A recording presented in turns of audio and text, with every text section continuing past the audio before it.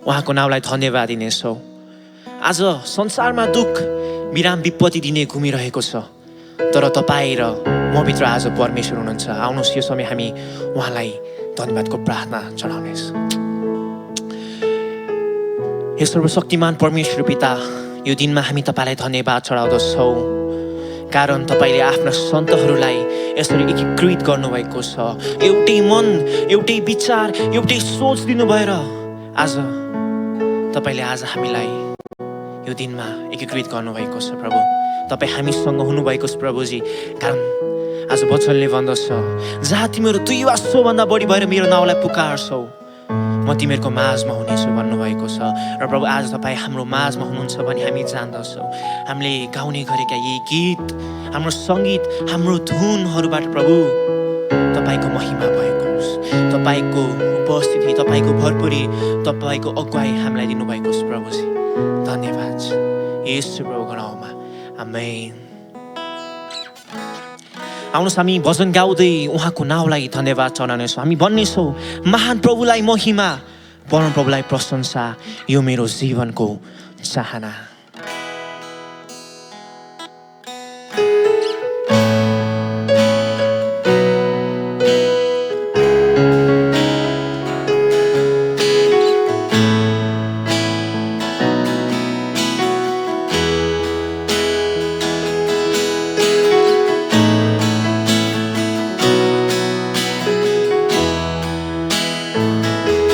महान प्रभुलाई महिमा, परम प्रभुलाई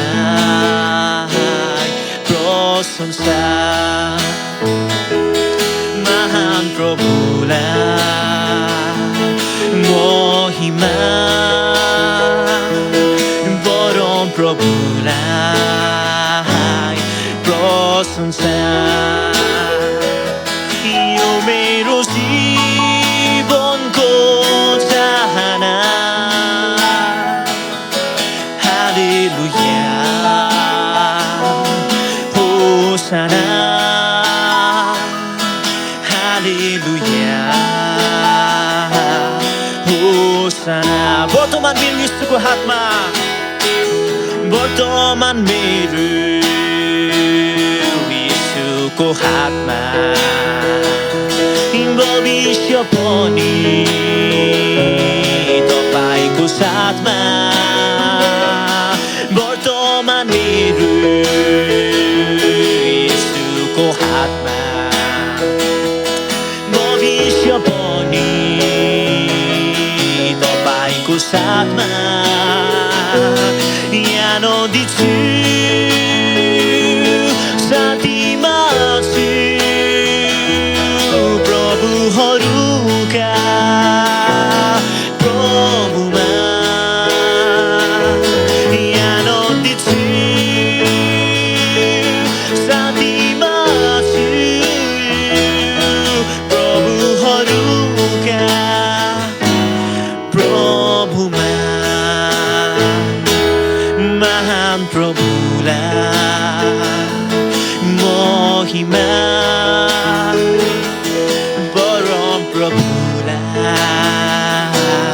प्रशंसा, महान प्रभुलाई महिमा, परम प्रभुलाई प्रशंसा। यो मेरो जीवनको चाहना, हालेलुया, होसाना, हालेलुया, होसाना। सर्वाङ्ग मेरो यीशुको हातमा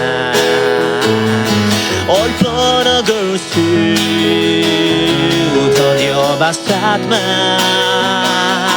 सर्वाङ्ग मेरो यीशुको हातमा अर्पण गर्छु, धन्यवाद साथमा। निश्चित छु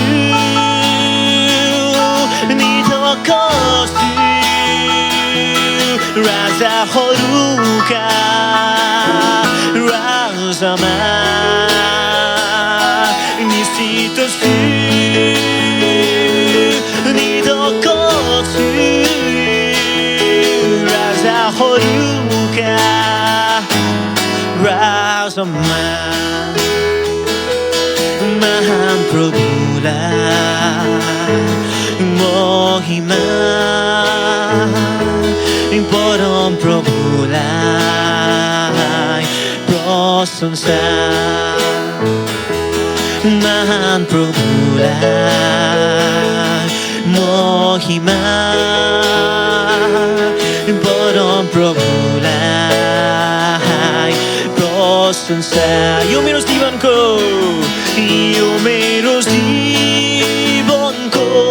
चाहना हालेलुया होसाना हालेलुया होसाना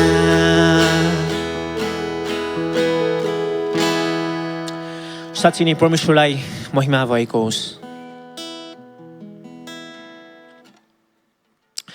आउनुहोस् हामी अझै हाम्रो परमेश्वरको नामलाई धन्यवाद दिनेछौँ। हाम्रो मारिएको थुमालाई आज हामी प्रशंसा धन्यवाद महिमा चढाउनेछौँ। आज परमेश्वर भन्नुहुन्छ मेरो नजिक आऊ र म तिमीहरूको नजिक आउँदछु। साँच्चै नै हामी यो समय उहाँको नजिक जानेछौँ।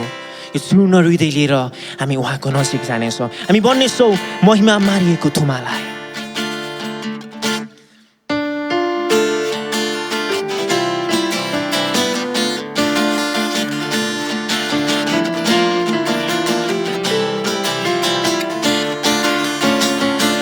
महिमा मारिएको थुमालाई प्रशंसा प्रभुहरूका प्रभुलाई जय जयकार राजाहरूका राजालाई जय जयकार राजाहरूका राजालाई महिमा मारिएको प्रभुहरूका प्रभुलाई जय जयकार राजाहरूका राजालाई जय जयकार राजाहरूका राजालाई धन्यवाद स्तुति आदर र भक्ति मारिएको थुमालाई अति सबैले मलाई धन्यवाद धन्यवाद स्तुति आदर र भक्ति मारिएको थुमालाई अति इज्जत र मान वैभव र शक्ति इज्जत र मान वैभव र शक्ति अति पवित्र पवित्र पवित्र ईश्वर प्रति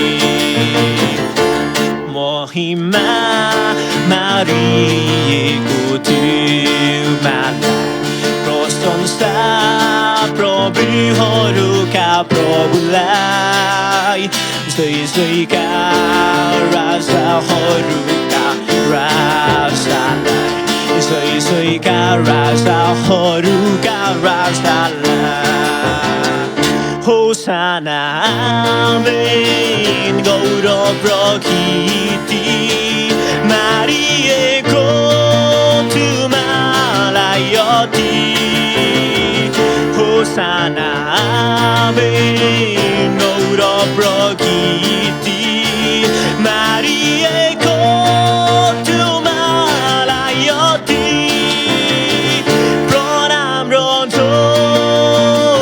दण्डवत दृष्टि प्रणाम र दण्डवत दृष्टि ल्याउँछौ विजय विजय विजय ईश्वर प्रति परमेश्वरप्रति महिमा मारिएको उहाँलाई प्रशंसा प्रभुहरूका प्रभुलाई जय जयकार राजाहरूका राजा जय जयकार राजाहरूका राजालाई आउनुहोस् हामी हाम्रो परमेश्वरको नाउँलाई धन्यवाद चढाउनेछौँ उहाँको नाउँलाई हामी उचाल्नेछौँ कारण उहाँ महान युगको परमेश्वर हुनुहुन्छ हालेलुया ओ येशू धन्यवाद छ ओ हालेलुया प्रभु हामी तपाईलाई धन्यवाद चढाउँदछौँ कारण आज तपाईँ महान युगको परमेश्वर हुनुहुन्छ तपाईँ राजहरूको राजा हुनुहुन्छ तपाईँ प्रभु तपाईँ हुनुहुन्छ यो समय हामी हाम्रो हृदयबाट तपाईँको नाउँलाई धन्यवाद दिँदछौँ तपाईँको नाउँलाई उचाल्दछौँ हालेलुया ओ येशू आज तपाईँ हामीलाई स्वतन्त्र गर्नुहुने परमेश्वर हुनुहुन्छ र आज म तपाईलाई भन्दछु यदि तपाईहरु बन्धनमा हुनुहुन्छ भने यो समयलाई उहाँलाई आराधना गर्नुहोस् उहाँको नाउँलाई पुकार्नुहोस् कारण आज उहाँ एकमात्र परमेश्वर हुनुहुन्छ जसले तपाईलाई हरेक बन्धनबाट छुटाउनुहुन्छ जसले तपाईलाई स्वतन्त्र पार्नुहुँदछ हो येशू हालेलुया हो येशू हालेलुया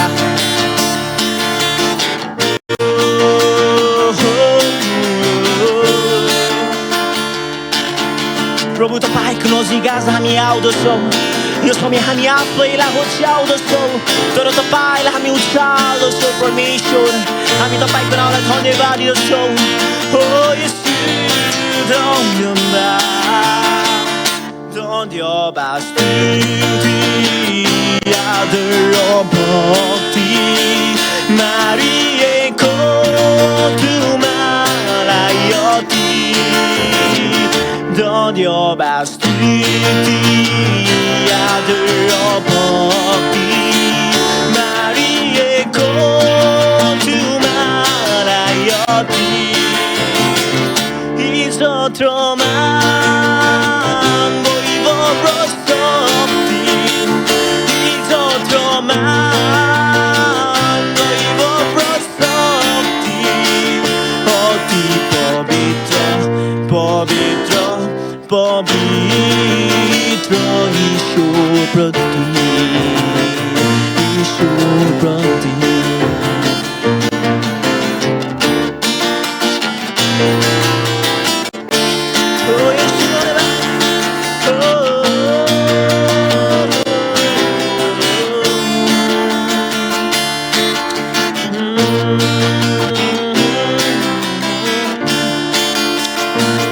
तपाईँको प्रेमको निम्ति हामी तपाईँलाई धन्यवाद दिँदछौँ साँच्चै नै आज एक समय हामी पापमा थियौँ तर आज तपाईँले त्यो पाप मेटाइलानु भएको छ आज हाम्रो खातिर तपाईँ क्रुसमा टाकिनु भएको छ प्रभु हामी तपाईँलाई धन्यवाद दिँदछौँ साँच्चै नै आज तपाईँको त्यो बलिदान र पुनरुत्थानद्वारा हामी हाम्रो पापबाट मुक्त भएका छौँ हाम्रो सिन्दुर रङको पाप ती आज हिउँ जस्तो सेता भएका छन् हाम्रो गाढा रातो रङको पाप ती आज ऊन जस्तो सेता भएका छन् त्यसकारण हामी उहाँलाई धन्यवाद चढाउनेछौँ हालेलुया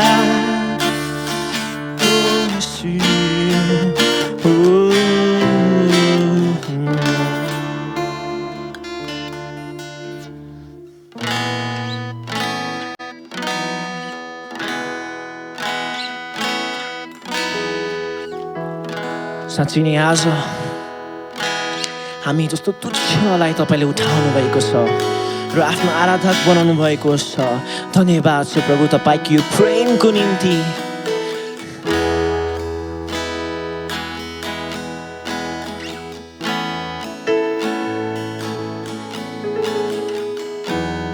जब याकुब एक्लो थियो परमेश्वर उसको साथमा हुनुहुन्थ्यो र भन्नु कि यो छोरा म तँलाई कहिले त्याग्ने छैन म तँलाई कहिले छोड्ने छैन साँच्चै आज यही शब्द आज परमेश्वर तपाईँलाई भन्दै हुनुहुन्छ, ए प्रिय, ए मेरो छोरा, ए मेरो छोरी, म तँलाई कहिले त्याग्ने छैन, म तँलाई कहिले छोड्ने छैन, कारण म तँसँगै छु। हामी अझै उहाँको नामलाई धन्यवाद चढाउनेछौँ, अझै हामी गाउनेछौँ। साँच्चै नै आज त्यो कल्भरीको क्रुसमा उहाँ तपाईँ हाम्रो निम्ति मर्नु भएको छ। धन्यवाद।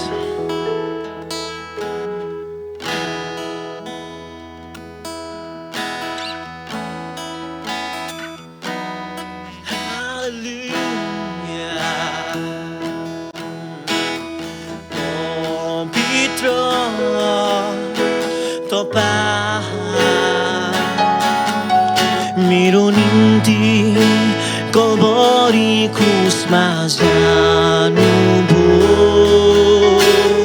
पवित्र तपाईँ मेरो निम्ति दुःख सहनुभयो, पवित्र तपाईँ मेरो निम्ति कल्भरी क्रुसमा जानुभयो, पवित्र तपाईँ मेरो निम्ति दुःख सहनुभयो।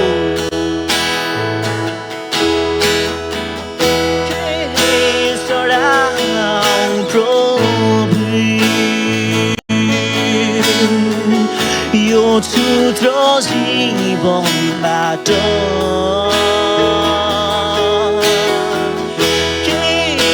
चढाऊ प्रभु, यो तुच्छ जीवनबाट सुन र चाँदी छैन, एउटा टुक्रेको हृदय, सुन र चाँदी छैन, छ एउटा टुक्रेको हृदय, कृतज्ञताले भरिएर पोखिन्छन् तपाईँकै पाउमा, कृतज्ञताले भरिएर पोखिन्छन् तपाईँकै पाउमा, पवित्र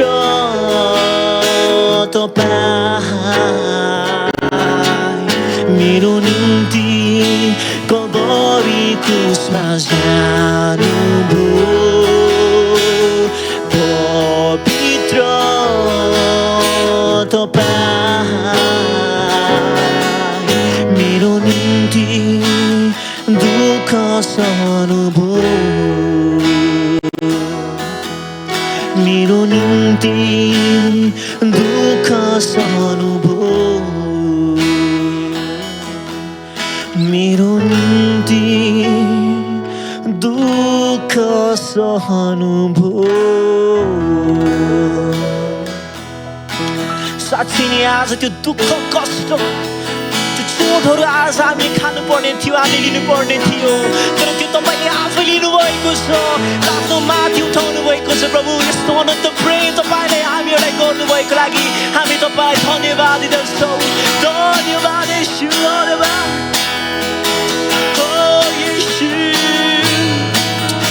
आज एउटा जन्म दिने आमाले आफ्नो बाललाई छोडेर जान सक्दछ, तर उहाँ भन्नुहुँदछ म तँलाई कहिले त्याग्ने छैन, म तँलाई कहिले छोड्ने छैन, कारण म तँसँग छु। हो येशू, धन्यवाद। हो हालेलुया।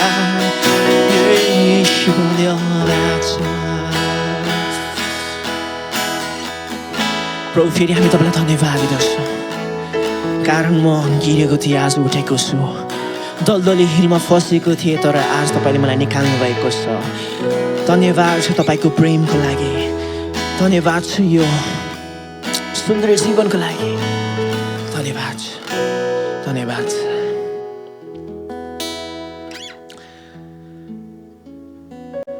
ईश्वरकोमा विराजमान हुने परमेश्वर पिता तपाईँलाई धन्यवाद छ कारण तपाईँ हामीसँग हाम्रो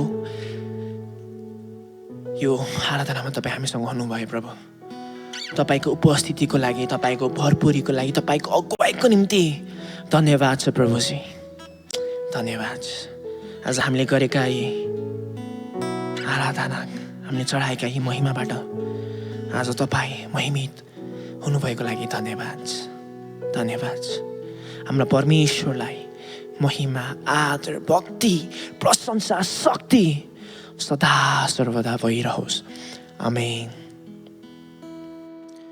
हुन्छ म बाँकी समय आदरणीय गुरुबाला दिदी म यहाँबाट बिदा हुन्छु धन्यवाद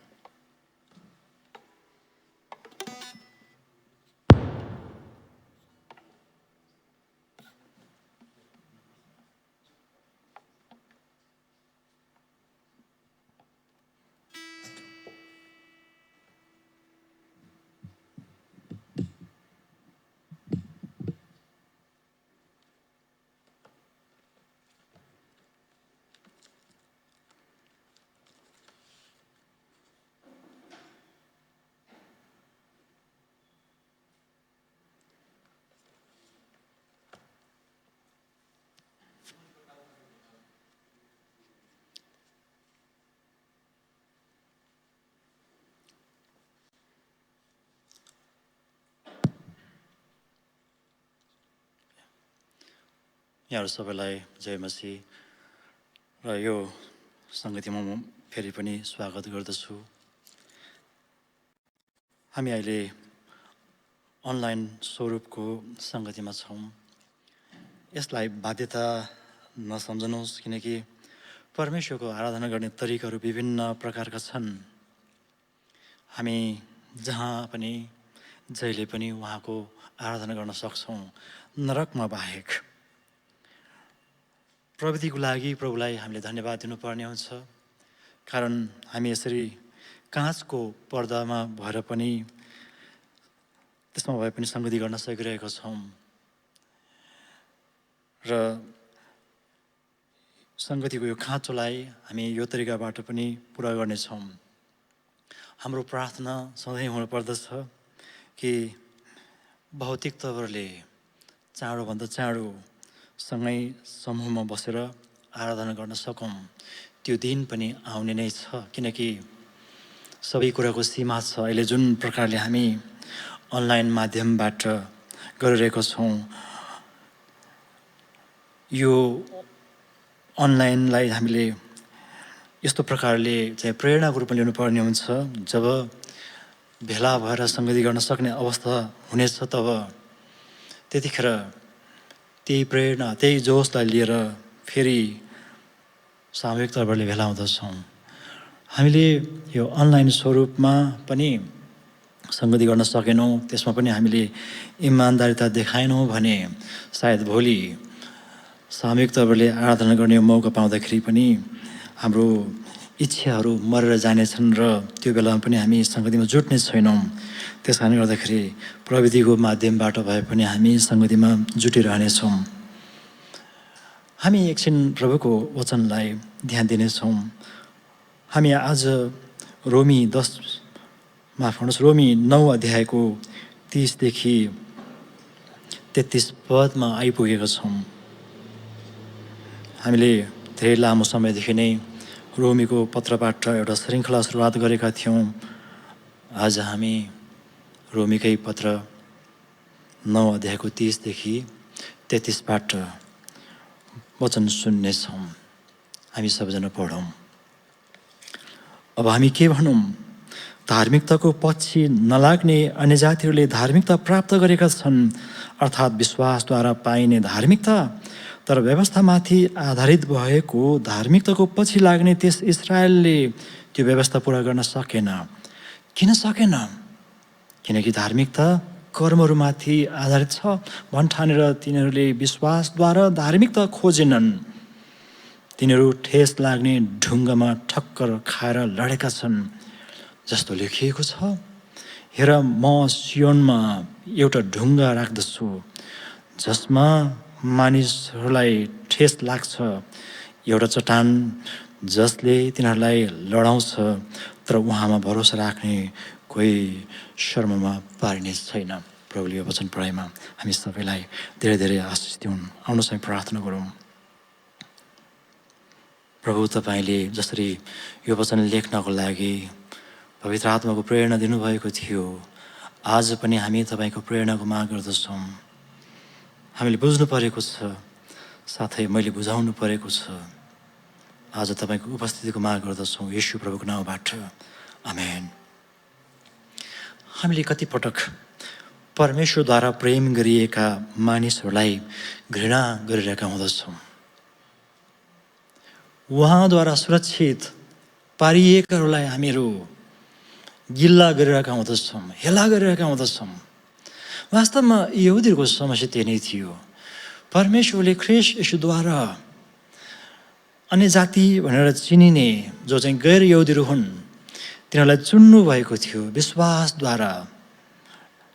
तिनीहरूमाथि यहुदीहरूले घृणा देखाइरहे, जबकि ख्रीष्ट येशूको माध्यमबाट ती गैर यहुदीहरू पनि यहुदीभन्दा कम थिएनन्। त्यो कुरालाई उनीहरूले बुझ्न पनि चाहेनन्। जब ख्रीष्ट येशूको नाम लिन थालियो, तब तिनीहरूको निम्ति बाधाको विषय बन्यो। हामी अहिले रोमी 9 अध्यायको अन्तिम भागमा छौँ। यो खण्ड निकै महत्त्वपूर्ण छ। यो खण्डलाई धेरै अध्ययन गर्दाखेरि यस्तो पनि लाग्यो, पावलले भनेको ठिकै पनि हो, कहिलेकाहीँ यहुदीहरूमाथि परमेश्वरले नै अन्याय गर्नुभएको हो कि जस्तो लाग्छ। किनभने तिनीहरूलाई चुन्नुभयो, विशेष जाति बनाउनुभयो, धर्मी ठहरिनको लागि लामो समयदेखि कठोर व्यवस्था पालना गर्न लाउनुभयो, धेरै प्रकारका आशिषहरू दिनुभयो। आखिर येशू आउनु भएपछि अन्य जातिहरूलाई सजिलैसँग व्यवस्था बिना पनि धर्मी ठहराउनु भयो। कता कता परमेश्वरले नै तिनीहरूलाई उचालेर पछाड्नु भएको जस्तो देखिन्छ। तर परमेश्वरबाट त्यस्तो हुन सक्दैन भन्ने विषयमा हामीले अघिल्लो भागमै हेरिसक्यौँ। हामी रोमी 9 अध्यायमा धार्मिकताको कुरा गर्दैछौँ। त्यो धार्मिकता व्यवस्था पालना गरेर होइन, येशूलाई विश्वास गरेर पाइन्छ। तर यहुदीहरूले उहाँमाथि विश्वास गर्न चाहिरहेका थिएनन्। तिनीहरूको अविश्वास देखेर येशू आफै पनि अचम्भित हुनुभएको थियो। धर्मी ठहरिने मामिलामा यहुदीहरू भनेका बिहान सबेरैदेखि काममा लागेका कामदार जस्तो थिए, जसले ज्याला पाउने बेला छुट्टी हुनै लागेका बेला चाहिँ काम थाल्ने कामदारले भन्दा बढी ज्याला पाएनन्। यस मानेमा रोमी 9 अध्याय एकदमै महत्त्वपूर्ण अध्याय हो, किनभने यहाँ स्पष्ट पारिएको छ मुक्ति इस्राएलको लागि भनौँ, मुक्तिको लागि इस्राएल मात्र चुनिएको जाति वा देश होइनन्, तर येशूलाई विश्वास गर्नेहरू सबै चुनिएका जातिहरू हुन्। धर्मी ठहरिनको लागि अब्राहमको कुलबाट जन्मनु पर्दैन, व्यवस्था पालना गर्नु पर्दैन। किनभने हामी यही 9 अध्यायको 2 देखि 4 पदहरूमा पढ्दछौँ कि ती यहुदीहरूलाई विभिन्न प्रकारले परमेश्वरले आशिष दिनुभएको थियो। त्यहाँ यहुदीहरूको विशेषताको विषयमा उल्लेख गरिएको छ। जस्तै येशूलाई विश्वास गरेको आधारमा अब चाहिँ हामी इस्राएल गनिँदछौँ, पवित्र राज्य वा जाति गनिँदछौँ।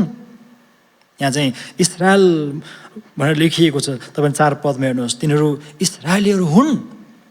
त्यसै गरी ख्रीष्ट येशूलाई विश्वास गरेको आधारमा परमेश्वरको सन्तान कहलिँदछन्। अब्राहमकै कुलमा जन्मनुपर्छ भन्ने छैन।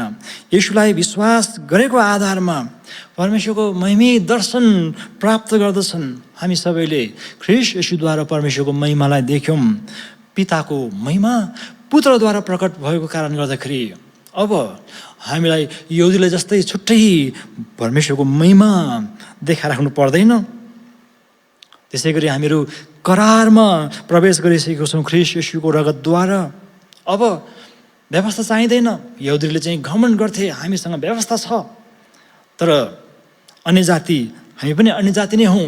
यहुदीहरूको हिसाबले भन्नुपर्दाखेरि हामी आफैले पनि व्यवस्थाको साटो अब ख्रीष्ट येशूलाई विश्वास गरेका छौँ, परमेश्वरको प्रकाश पाएका छौँ। यहुदीहरूले घमण्ड गर्थे हामीलाई चाहिँ मन्दिर दिइएको छ, त्यहाँ उनीहरूले आराधना गर्दथे, जबकि ख्रीष्ट येशूमा विश्वास गर्नेहरूले चाहिँ सिधै आत्मा र सत्यतामा आराधना गर्न सक्दछन्। त्यति मात्र होइन, हामी आफै पनि पवित्र आत्माका मन्दिरहरू हौँ।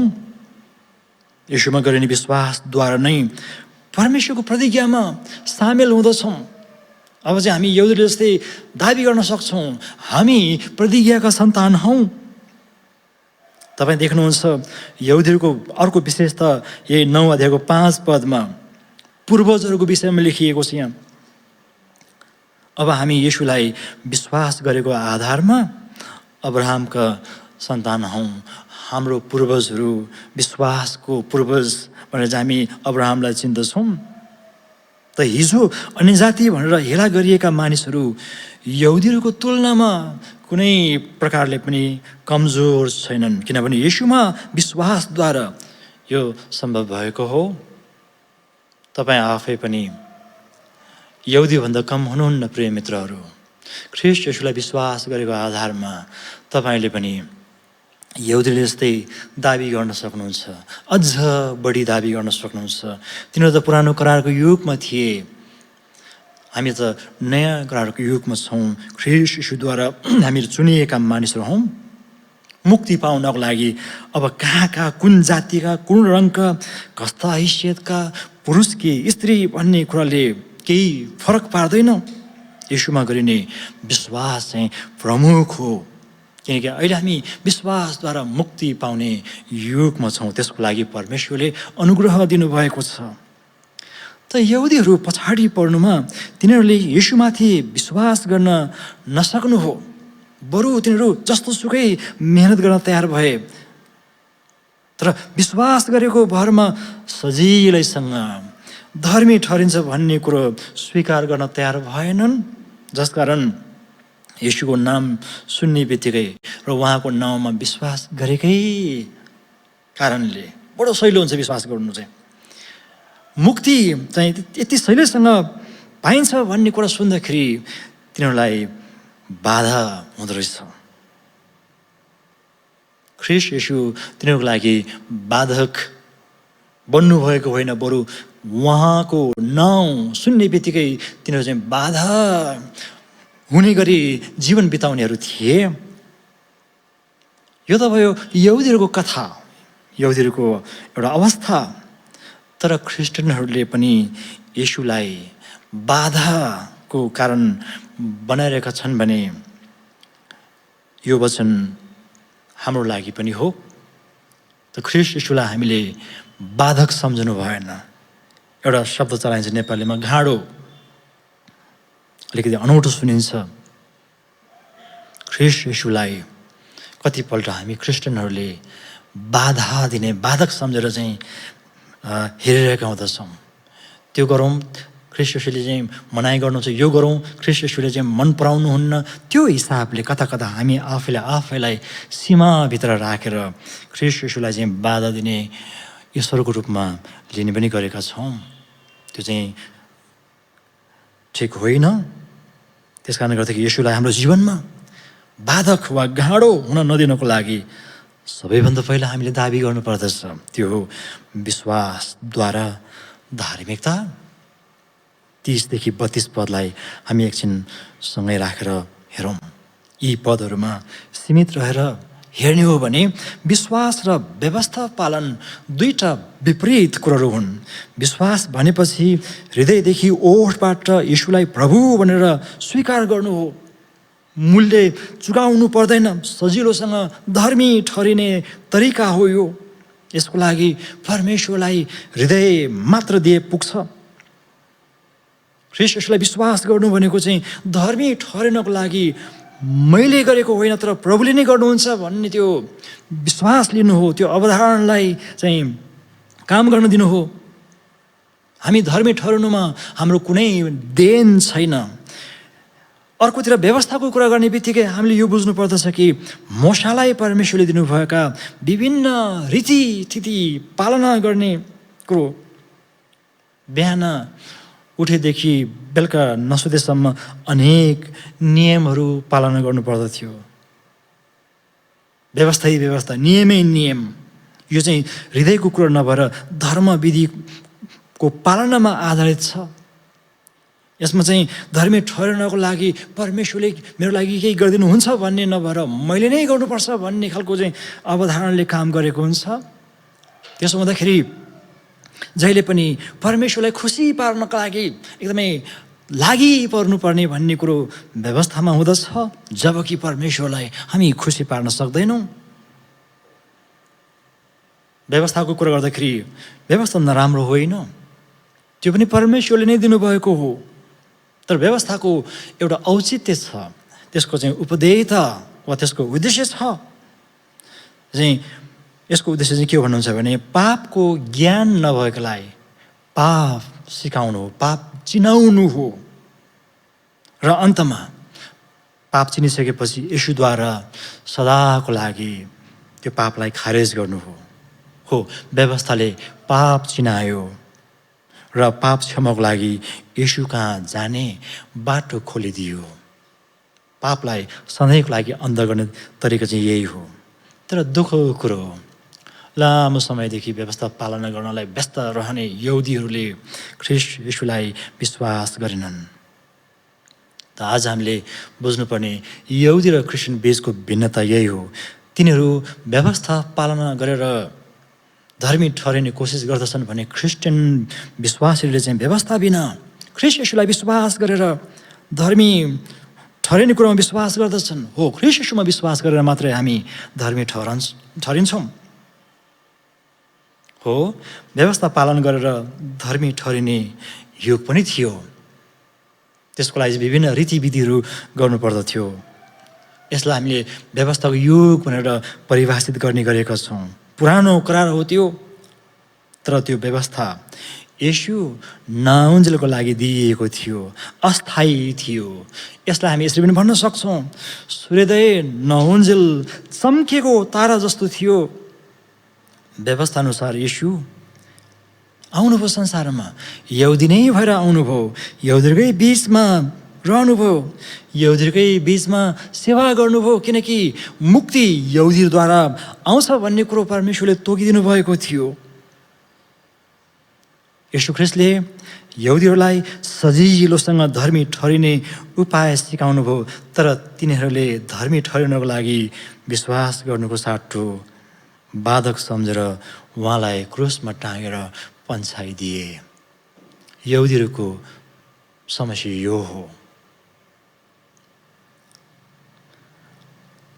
व्यवस्थाभन्दा पनि उत्तम येशूलाई विश्वास नगरेको कारण आफूहरूले हेला गरेका अन्य जातिहरू धार्मिकताको मामिलामा यहुदीहरूभन्दा अगाडि पुगे। यो चाहिँ धार्मिकताको मामिलामा भन्नुपर्दाखेरि, किनभने येशूमा तिनीहरूले विश्वास गरे। व्यवस्था पालना गर्नु चाहिँ लामो बाटो, त्यो घुमेर जानु जस्तो। तर ख्रीष्ट येशूलाई विश्वास गरेर धर्मी ठहराउनु भनेको चाहिँ सिधै यो सिधा बाटोबाट ख्रीष्ट येशूको माध्यमबाट विश्वास गर्नु हो। अब यहुदीहरूले ख्रीष्ट येशूलाई विश्वास गर्न सकेनन्। त्यसकारणले 30 पदमा पावलले यसो भन्दछन्, धार्मिकताको पछि नलाग्ने अन्य जातिहरूले धार्मिकता प्राप्त गरेका छन्, अर्थात् विश्वासद्वारा पाइने धार्मिकता। रोमीको पत्रको मूल मर्म नै विश्वासद्वारा धार्मिकता हो। सकी नसकी व्यवस्था पालना गर्न व्यस्त भएको कारण अन्य जातिहरूले धार्मिकता प्राप्त गर्ने कुरो यहुदीहरूले पत्याउन नसकिने कुरा भयो। यसकारण तिनीहरूको कमजोरीलाई अझै पनि पावलले यसो भन्दछन्, 31 र 32 पद हामीले अघि पनि पढ्यौँ, फेरि पढौँ। यहुदीको अवस्था चाहिँ यस्तो, व्यवस्थामाथि आधारित भएको धार्मिकताको पछि लाग्ने त्यस इस्रायलले त्यो व्यवस्था पुरा गर्न सकेन। किन सकेन? उत्तर पनि दिइएको छ, किनकि धार्मिकता कर्महरूमाथि आधारित छ भनेर ठानेर तिनीहरूले विश्वासद्वारा धार्मिकता खोजेनन्। यहाँ एकदमै स्पष्ट छ कि यहुदीहरूले विश्वासद्वारा आउने धार्मिकतालाई खोजेनन्। त्यसै कारणले तिनीहरू अन्य जातिभन्दा पछाडि परे धार्मिकताको मामिलामा।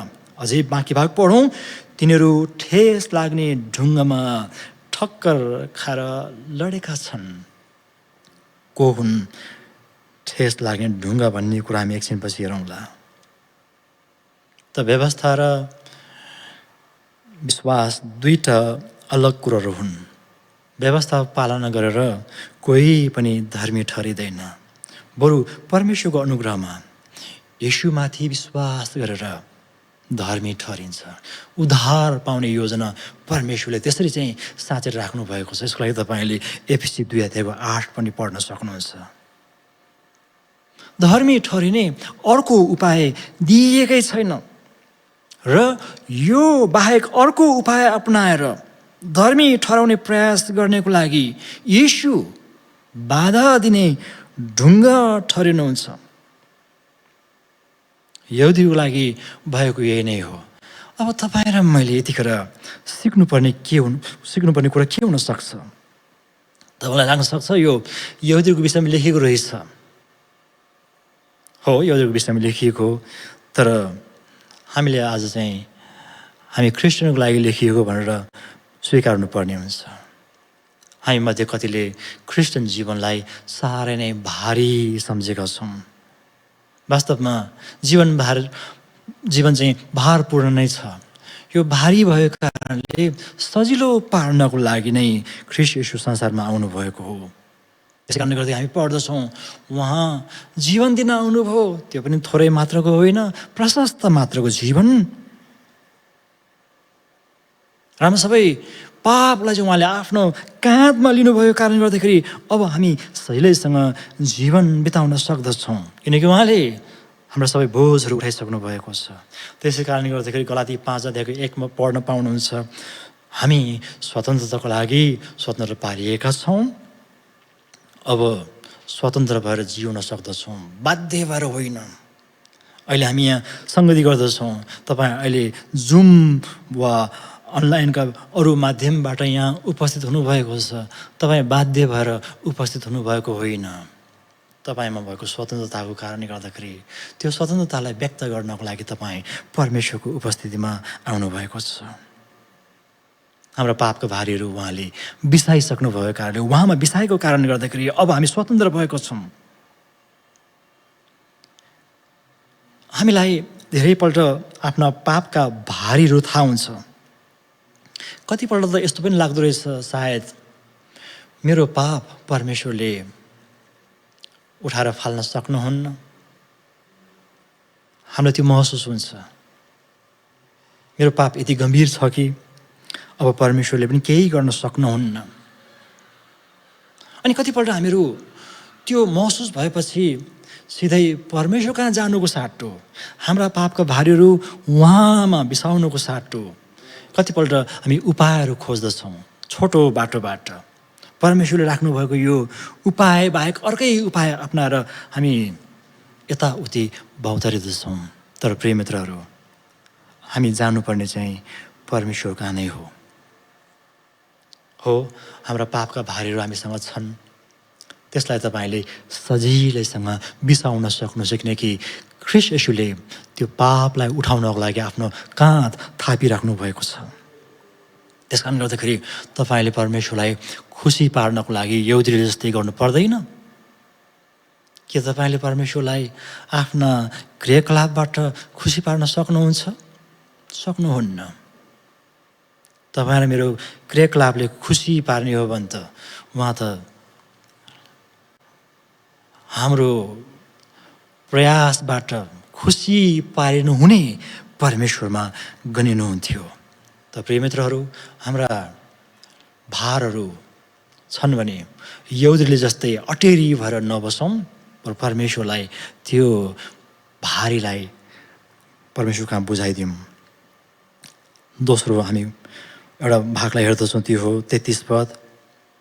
हामी यस्तो एउटा चट्टानको विषयमा कुरा गर्न जाँदैछौँ। त्यो चट्टान लडेकोलाई उठाउने चट्टान, ठोक्किन आउने, चुनौती दिनेलाई चाहिँ चकनाचुर पार्ने चट्टान हुनुहुन्छ। 33 पदलाई हामी एकछिन केन्द्रित भएर हेर्नेछौँ। मुक्तिको लागि संसारमा येशू बाहेक अर्को नाम दिइएको छैन। मुक्ति मण्डलीमा उहाँले राख्नुभएको छ, यो भवनको कुरा गरिएको छैन। मुक्ति हामीबाट परमेश्वरले फैलाउनुहुन्छ। पहिला चाहिँ मुक्ति यहुदीहरूबाट भनेर हामी पढ्दथ्यौँ, अब मण्डलीबाट, हामीबाट मुक्तिलाई उहाँले प्रवाह गर्नुहुन्छ। यो सहिलेसँग पाइन्छ, सित्तैमा पाइन्छ। यसको अर्थ यो मूल्य नपर्ने भन्ने होइन, बरु हामीले चाहिँ अनमोल भन्नुपर्ने हुन्छ। यसको मोल हामीले तिर्न सक्दैनथ्यौँ, र त्यो मोल तिर्न नसक्ने भएपछि अरू कसैले तिर्नु पर्दथ्यो। कसले तिर्नुभयो भन्ने कुरा हामी जान्दछौँ। ख्रीष्ट येशूले हाम्रो पापको मोल तिर्नुभयो। त्यो मोल येशूले मात्रै तिर्नु पर्दथ्यो, अरूले तिरेर हुँदैन थियो। अरूले तिरेर हुने नहुने मात्र होइन कि अरूले तिर्न पनि सक्दैन थियो, किनकि त्यसको मोल चर्को थियो। अर्थात् हाम्रो पापको मोल मृत्यु थियो। पापले चाहिँ मृत्यु ल्याउँदछ। ख्रीष्ट येशूले पापको सबै शक्तिलाई खारेज गर्नको लागि आफ्नै मृत्युद्वारा पापको शक्तिलाई पुरै जरा उखेल्नुभयो। त्यस कारणले गर्दाखेरि हामी सजिलैसँग धर्मी ठहरिन्छौँ, सजिलैसँग हामीले मुक्ति प्राप्त गर्न सक्दछौँ। अब हामीले तिर्नु पर्दैन त्यो पाप क्षमा पाउनको लागि। व्यवस्था पालना गरेर यहुदीले जस्तै एकदमै आफूलाई नै घोटिराख्नु पनि पर्दैन। केवल येशूले मूल्य तिर्नुभएको तथ्यलाई स्वीकार गरे मात्र पनि पुग्छ। दुःखको कुरो, यति सजिलो काम पनि मानिसहरू गर्न चाहँदैनन्। बरु सकेसम्म चाहिँ मेहनत गर्न चाहन्छन्, आफूलाई घोट्न चाहन्छन्, धाउन चाहन्छन्, वा केही कुरा चाहिँ दिन चाहन्छन्। आफूलाई नै सिद्ध्याउन चाहेका त्यस्ता खालका चाहिँ मानिसहरू हामी देखेका छौँ। मुक्ति पाउनको लागि आफैलाई दुःख दिएर, सताएर परमेश्वरलाई खुसी पार्ने त्यस्ता खालको चाहिँ समाजहरू छन् अझै पनि। परमेश्वरलाई त्यसरी खुसी पार्न सकिँदैन। उहाँले सबै काम गरिसक्नु भएको छ, त्यसलाई स्वीकार मात्र गरे पुग्छ। फेरि पनि यहुदीहरूकै कुरा गर्नुपर्ने छ हामीले। मुक्ति सित्तैमा पाइन्छ भनेर पावलले दाबी गर्दै गर्दा यहुदीहरू अझै पनि गाह्रो व्यवस्था मान्नुपर्छ भनेर जोर जुलुम गर्दैछन्। तपाईँले प्रेरितको पुस्तक पढ्नुहोस्। पावललाई यहुदीहरूले दुःख दिनुका प्रमुख कारणहरूमध्ये एउटा चाहिँ यही थियो। तिनीहरूको बुझाइमा येशूको नाम लिँदैमा सजिलैसँग चाहिँ मुक्ति पाइँदैन। त्यसो त तिनीहरूको नजरमा येशू भनेका त व्यवस्था विरोधी। त्यही येशूको नाम लिएर, त्यही येशूको नाममा विश्वास गरेर मुक्ति पाइन्छ भनेर पावलले प्रचार गर्दाखेरि यहुदीले धेरै बाधाको महसुस गरेका थिए। त्यस कारणले सताए पावललाई। हामीले एकछिन ख्याल गर्नुपर्ने हुन्छ, यी यहुदीहरूले येशूप्रति कस्तो प्रकारको व्यवहार देखाए। त्यो व्यवहारलाई बुझाउनको लागि पावलले यहाँ यसैयाको पालामा यसै आफैले बोलेका वचनको एउटा भागलाई उल्लेख गर्दछन्। 33 पद त्यही हो। 33 पद चाहिँ यसैया 28 अध्यायको 16बाट लिइएको। सुन्नुहोस् त के भन्छन् पावलले यहुदीको अवस्थाको विषयमा। हेर, म सियोनमा एउटा ढुङ्गा राख्दछु जसमा मानिसहरूलाई ठेस लाग्छ, एउटा चट्टान जसले तिनीहरूलाई लडाउँछ, तर उहाँमा भरोसा राख्ने कोही शर्ममा पारिने छैन। पावलले यसैयाको पालाका यहुदीहरूको इतिहास सम्झाउँदैछन्। तपाईँले यसैया 28 अध्याय पढ्नुभयो भने त्यहाँ यहुदीहरूको घमण्डको विषयमा पढ्न पाइन्छ। हामी यस्तो हौँ उस्तो हौँ, यहाँसम्म कि मृत्युलाई पनि हामीले चाहिँ आफ्नो बन्धनमा राखेका छौँ भनेर चाहिँ यिनीहरू घमण्ड गर्दथे। तिनीहरूको घमण्ड तोड्नको लागि यसैया मार्फत प्रभु बोल्नुभयो कि अब चाहिँ ती चकनाचुर पारिनेछ। त त्यो घमण्ड तोड्नको लागि कालान्तरमा सबभन्दा अन्तिममा भन्नुपर्दाखेरि चाहिँ ख्रीष्ट येशू आफै त्यो चट्टान वा ढुङ्गा बनेर आउनुभयो। सुन्दाखेरि अलि अनौठो लाग्न सक्छ।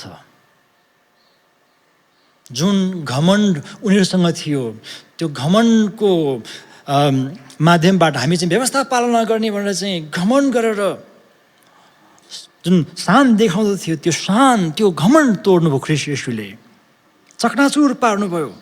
अब ठेस लाग्ने कुरा गर्नुपर्दाखेरि मानिस हिँड्ने बेला ससाना ढुङ्गाहरूमा अल्झेर लड्ने गर्दछन्। हामी सबैसँग लडेको अनुभव छ। म पनि धेरैपल्ट बाटोमा हिँड्दाखेरि लडेको छु। कतिखेर लडिन्छ तब भन्दाखेरि तब लडिन्छ जब ध्यान दिएर हिँड्दैन वा सही बाटोमा हिँड्दैन। मानिस लड्नु बाटोको दोष होइन, हिँड्नेको दोष हो।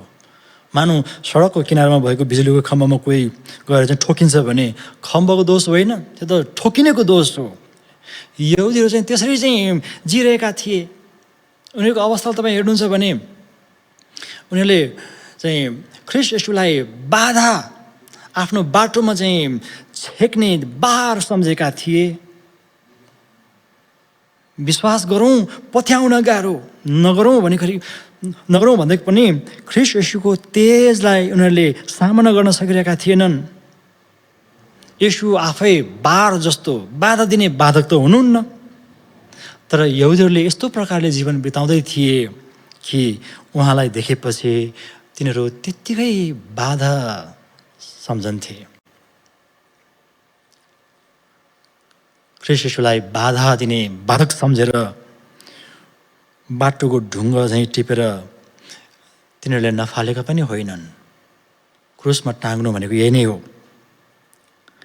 यसले साह्रै बाधा दियो, यसलाई चाहिँ टाँगेर ठिक पारिदिउँ भनेर यहुदीहरूकै पहलमा रोमको सरकारलाई चलाएर क्रुसमा तिनीहरूले टाँगे।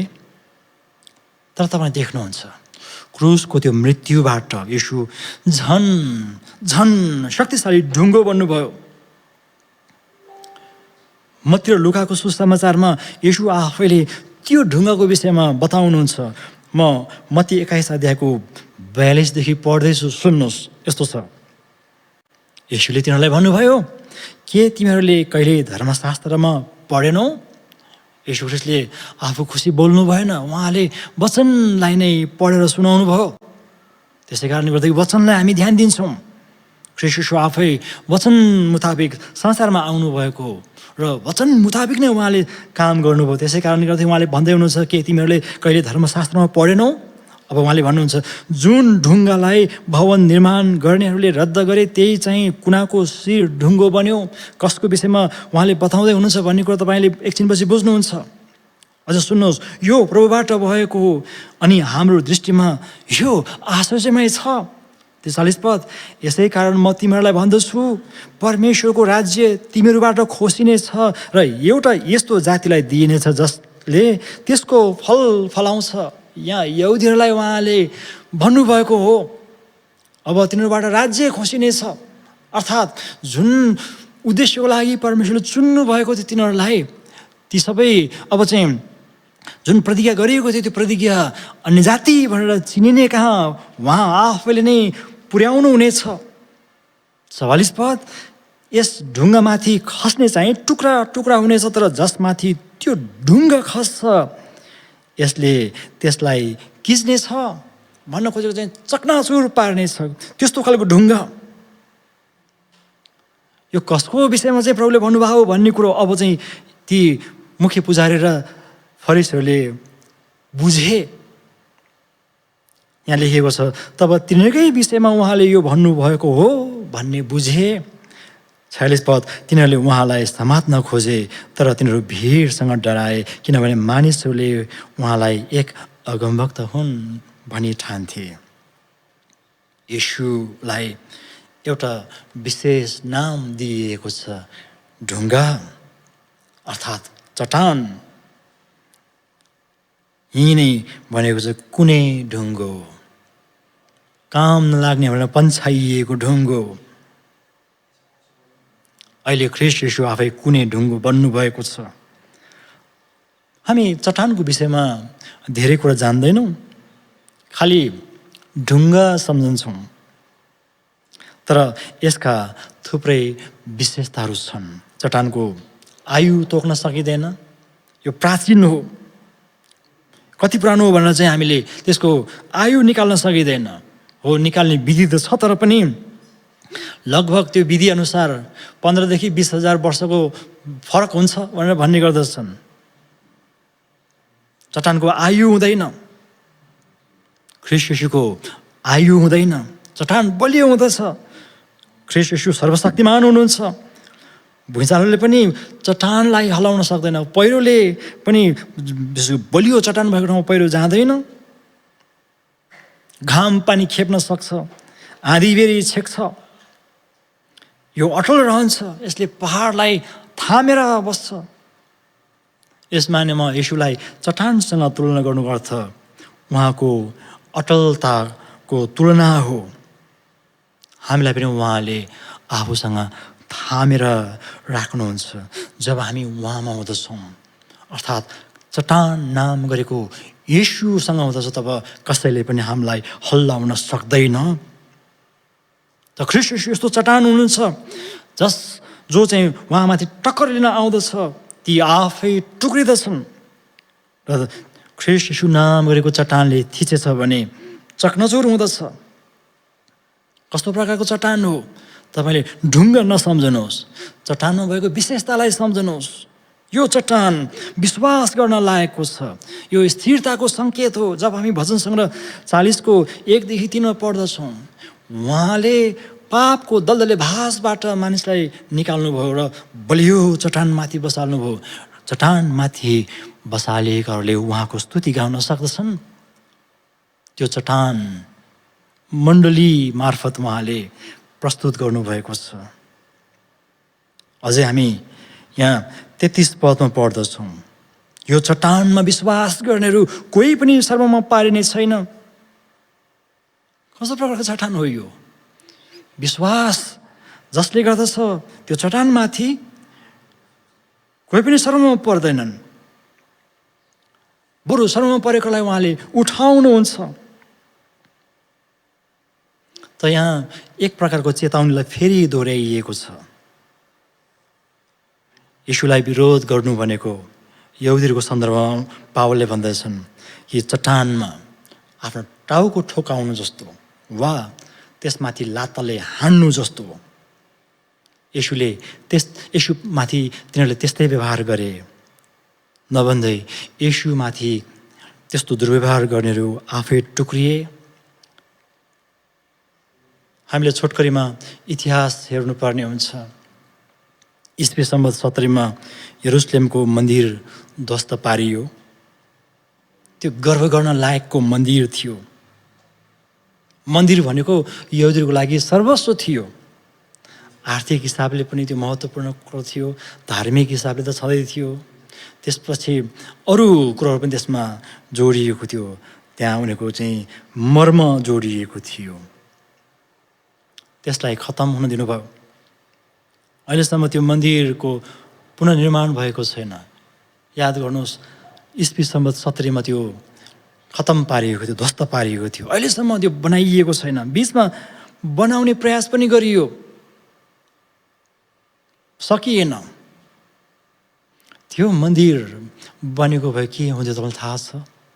यहुदीहरूले फेरि त्यहाँ बलिदान चढाउने थिए, व्यवस्थाको पुस्तकमा जे लेखा थिए सबै मन्दिरमा गर्ने थिए र ख्रीष्ट येशू आफै हाम्रो लागि बलि हुनुभएको कुरालाई उनीहरूले चुनौती दिने सजिलो आधार पाउने थिए। तर प्रभुले त्यसो हुन दिनु भएन। इस्वी सम्बन्ध 17 कुरा गर्दाखेरि त्यहाँ लामो समयसम्म युद्ध चल्यो। 11 लाख यहुदीहरू मारिए। यी त भए यहुदीहरूको कथा, किनकि उनीहरूले येशू ख्रीष्टमाथिको जुन श्राप हामीमाथि परोस्, हाम्रो पुस्तामाथि परोस् भनेका थिए, त्यसैको फल हो जस्तो भनेर चाहिँ म व्याख्या गर्दिनँ। तर पनि कता कता त्यो पनि होला जस्तो लाग्छ हेर्दाखेरि। तर यहाँ भन्नु खोजेको चाहिँ ख्रीष्ट येशूसँग तिनीहरूले टक्कर लिने प्रयास गरे, तिनीहरू आफै टुक्रिए। मन्दिर भत्कनु भनेको चाहिँ यहुदीहरूको लागि एउटा ठुलो युग नै सकिनु हो, सबै कुरा सिद्धिनु हो। त्यसमाथि 11 लाख त्यो जमानाका यहुदीहरू मारिएका थिए। अब ख्रीष्ट येशूलाई क्रुसमा टाङ्नेहरूको कुरा गरौँ। म खुसीसँग भनिरहेको छुइनँ, यो दुःखको साथ भनिरहेको छु। इतिहासमा पढ्न पाइन्छ कि पिलातसका 2टा हात काटिए। ख्रीष्ट येशूलाई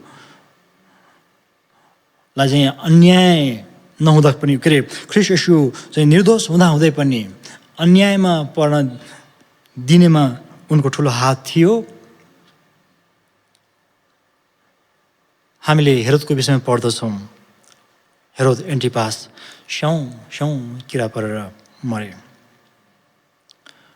मैले अहिले यसो भन्दै गर्दाखेरि येशू ख्रीष्टसँग टक्कर लिनेहरू, उहाँको विरोधीलाई उहाँले चाहिँ बदला लिनुभयो भन्दाखेरि अलिकति नमिठो सुन्न सक्छ। तर इतिहास हेर्दाखेरि त्यसरी नै व्याख्या गर्नुपर्ने जस्तो देखिन्छ। त्यसरी व्याख्या गर्दाखेरि पनि खासै समस्या चाहिँ म देख्दिनँ। त अहिले हामीले ख्याल गर्नुपर्ने कुरो, ख्रीष्ट येशूसँग टक्कर लिएर कोही पनि जित्न सक्दैनन्। मण्डलीको विरुद्धमा पनि धेरै टक्कर लिनेहरू आए, शासकहरू नै लागि परे। 1-2 दशकको कुरो होइन, लगभग 300 वर्षसम्म मण्डलीको विरुद्धमा शासकहरू लागि परे। देख्नुहोस् तपाईँ, त्यो शासक, त्यो साम्राज्य नै ढल्यो। म रोमको कुरा गर्दैछु। अनि आज तपाईँ र मलाई उहाँले त्यो पत्थर बनाउनु भएको छ, चट्टान बनाउनु भएको छ। यो कुरा हामी पत्रुसको पत्रमा पढ्दछौँ। पहिलो पत्रुस 2 अध्यायको 4 देखि 6बाट पढौँ। यस्तो लेखिएको छ, उहाँ कहाँ जाउँ जो जीवित पत्थर हुनुहुन्छ, मानिसहरूबाट इन्कार हुनुभएको तर परमेश्वरको दृष्टिमा उहाँ चुनिनु भएको र बहुमूल्य हुनुहुन्छ। ख्रीष्ट येशू चट्टान, उहाँ कहाँ जाँदछौँ, जानुपर्छ भनेर चाहिँ आह्वान गर्दछन् पत्रुसले। 5 पद, तिमीहरू पनि येशू ख्रीष्टद्वारा परमेश्वरको दृष्टिमा ग्रहणयोग्य आत्मिक बलिदान चढाउने पवित्र पुजारीगिरीको निम्ति जीवित पत्थरहरू झैँ आत्मिक घर बन्दै जाओ। विश्वास गर्नलाई पनि उहाँले पत्थरहरू भनेर सम्बोधन गर्नुभएको छ। त्यसो त प्रकाशको पुस्तक हामी पढ्दछौँ, त्यहाँ एउटा पत्थर दिइनेछ, पत्थरमा नाम लेख्ने कुरा गरिएको छ। प्रिय मित्रहरू, ख्रीष्ट येशू त्यस्तो जीवित पत्थर हुनुहुन्छ जसमाथि हामी मण्डली बसालेको कारण गर्दाखेरि त्यसलाई कसैले पनि हल्लाउन सक्दैन।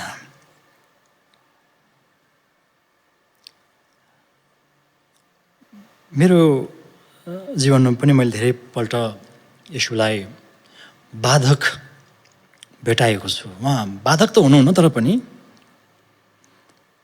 जुन शैलीमा जीवन बिताइन्छ त्यो शैली चाहिँ उहाँको अनुकूल, यो पत्थर भन्दा पनि पत्थरलाई चाहिँ टक्कर दिने खालको भएको कारण गर्दाखेरि कता कता बार जस्तो, तगारो जस्तो म आफैले बनाएको धेरैपल्ट महसुस गर्दछु। यो मेरो महसुस हो। यो चट्टानसँग टक्कर लिएर कोही पनि हैसन जोसँग बाँच्न सकिँदैन। ठिकसँग जीवन बिताइँदैन भने येशू ख्रीष्ट जहिले पनि ठेस लाग्ने ढुङ्गा बन्नुहुन्छ। क्रिस्चियनहरूको सन्दर्भमा भन्दैछु, लड्नु पर्ने गरी हामीले जीवन बिताइरहेका छौँ भने लडिन्छ नै, उहाँले लडाउनु पनि हुन्छ। यसको अर्थ यो वक्ताहरूले छोएर लडाउने भन्ने कुरासँग तपाईँ नजोड्नुहोस्।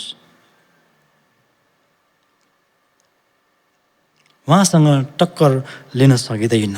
म फेरि भन्छु, लड्नु पर्ने गरी जीवन बिताएको छौँ भने उहाँले लडाउनै हुनेछ, किनकि हामीले उहाँलाई चुनौती दिइरहेका हुन्छौँ। कसैले पनि उहाँलाई चुनौती दिन सक्दैन, उहाँलाई पन्छाएर कोही पनि अगाडि बढ्न सकिँदैन। हो, केही हदसम्म पन्छाएर हामी अलिकति अगाडि पुगौँ रे, तर त्यहाँ जाने ठाउँ हुँदैन। कि चाहिँ हामी त्यहाँबाट फर्कनु पर्ने हुन्छ, कि चाहिँ जानी जानी खाल्डोमा हाम फाल्नु पर्ने हुन्छ। येशूले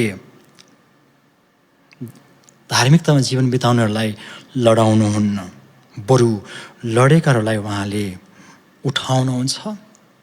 उहाँ त्यस्तो चट्टान हुनुहुन्छ। त प्रिय मित्रहरू, यो त भयो यहुदीहरूको अवस्थालाई तुलना गरेर मण्डलीलाई त्यो बेलामा पावलले भनेका। तर आजको सन्दर्भमा हामी कसरी बुझ्छौँ? कतै ख्रीष्ट येशूलाई पनि हामीले चुनौती दिने हिसाबले हामी आफै ठिक छौँ भनेर यहुदीहरूले घमण्ड गरेर बाँचे जस्तै हामीले पनि ख्रीष्ट येशूलाई चुनौती दिइरहेको छौँ भने हामी आफै पनि लड्नेछौँ, चकनाचुर बन्नेछौँ। यो कतिपल्ट पीडादायी हुन सक्दछ। त्यस कारणले गर्दाखेरि प्रिय मित्रहरू, हामी ख्रीष्ट येशू नाम गरेको चट्टानलाई चुनौती नदिउँ। बरु उहाँले उठाइसक्नु भएको कारणले गर्दाखेरि हामी ख्रीष्ट येशू नाम गरेको चट्टानमा बसेर परमेश्वरको आराधना गरौँ। हुन्छ, प्रभुले हामी सबैलाई धेरै धेरै आशिष दिउन्। धन्यवाद।